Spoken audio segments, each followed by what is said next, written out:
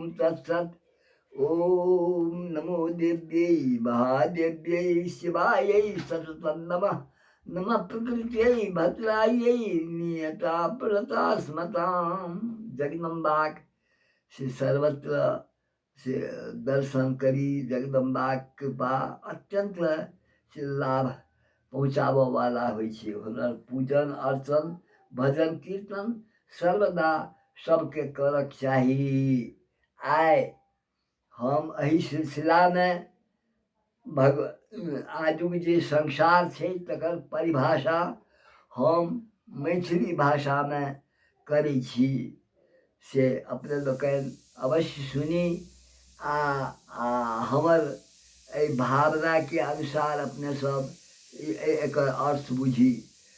शारीरिक वासना तृप्ति के साधन एतय प्रलय छी। एतय शब्द चातुर्य सत्य छी। भ्रमोत्पत्ति निर्णय अछि। चलैत अछि तूफान एतय हिंसा के हृदय हृदय में। मैत्री में विश्वासघात अछि। छल अछि भरल विनय में। ई आजुक जे संसार ताहिमे एहि संसार के अखुनका परिस्थिति अनुसार से ई हम से रचना से संसारक परिभाषा के रचना केलहुँ अछि।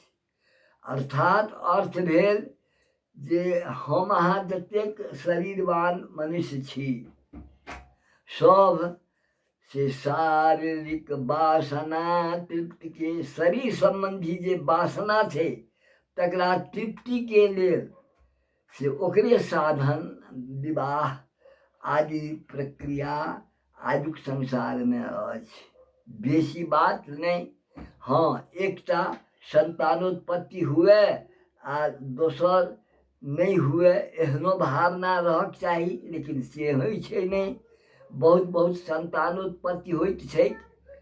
एहि संसार में शब्द जे खूब नीक नीक शब्द चाटुकार जकाँ चातुर्यपूर्ण बात सब बाजैए, वएह सत्य छै। यद्यपि ओहिमे भ्रम रहै छै, तथापि भ्रमोत्पत्ति ओकर निर्णय छै, लेकिन सत्यता ओहि भ्रमेमे छै।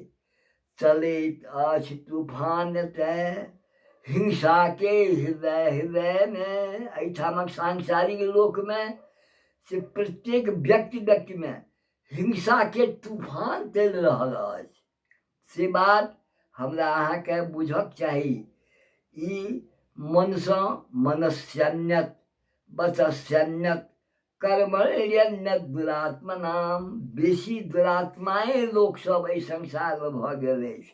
तेँ मनसँ किछु, वचनसँ किछु, कर्मसँ किछु ई बाजैत अछि। तेँ एहिठाम तूफान हिंसा के तूफान चलि रहल अछि प्रत्येक हृदय के हृदय में।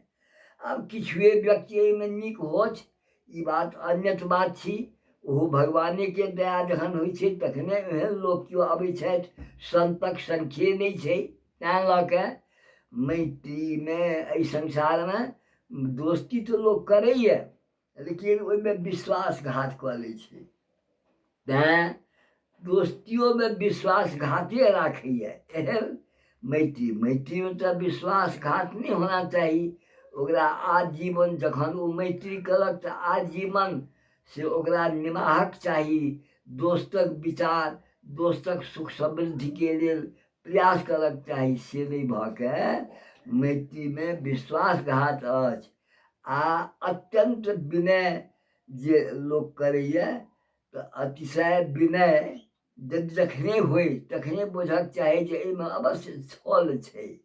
तेँ लऽ कऽ से ओहि विनयमे आजुक जे संसारक लोक सब अछि तकरा ओ विनम्रता अपन देखावटी करत, लेकिन ओ देखावटी विनम्रतामे से छल भरल रहै छै। तेँ लऽ कऽ एहने आजुक संसार छै। ताहिसँ हम अहाँ सावधान होइ तहन करब की तऽ श्रद्धा विश्वास, प्रेम, सद्भावना, निष्कलंक विश्वासघात नहीं करो वाला मैत्री करक चाही। आ हिंसा में से नहीं लागल रही। यदि हिंसा में लागल रहब तो अपनो हिंसा होइ छै। तैं लऽ के से हम जीतब कि अहाँ, ई फर्क रहै छै। चाहे सत्य पक्ष के पथिक होय संत तक किछुए होइ छै संसार में, तो संतक वचन मानी। संतक वचन में मधुरता होइ छै। संत जे छै से सभक कल्याण चाहै छै। संत जे छै से कोना लोकक उपकार हेतै एहन। तुलसीदास सनक संत यदि भऽ जाइत, बा सूरदास सनक संत भऽ जाइत, कबीर सनक संत भऽ जाइत, तऽ सोना में सुगंधि होइत छै। तेँ ओहने संत बनक चाही। सूरदास, कबीरदास, तुलसीदास आ एहि तरह के संत सब संसार में यदि जन्मलथि तऽ उद्धारक हेताह। संसार के ओहिसँ कल्याण होमयवला होइत छै। तेँ हम कहब जे आजुक संसारक जे परिभाषा एखन हम सुनेलहुँ अछि, तकरा नहीं मानि के शारीरिक वासना तृप्तिये वास्ते विवाह नहीं करी। अर्थात विवाह तो करी, लेकिन ओहिमे संतानोत्पत्ति होय। कपिल मुनि तहिना केने छलखिन। कपिल मुनि के जे संतान भेलनि, एकटा कपिल मुनि जहन जन्मलखिन तऽ हुनकर पिता कहलखिन हम एकटा संतान के बाद फिर हम से वैवाहिक संबंध के हम नाम मात्र रहत, हम फिर दोसर संतान नहीं जन्मायब। तऽ एहन एहन मनोभाव के जखन उदात्त भावना लोकक हेतै, तहन एहि संसारक कल्याण हेतै।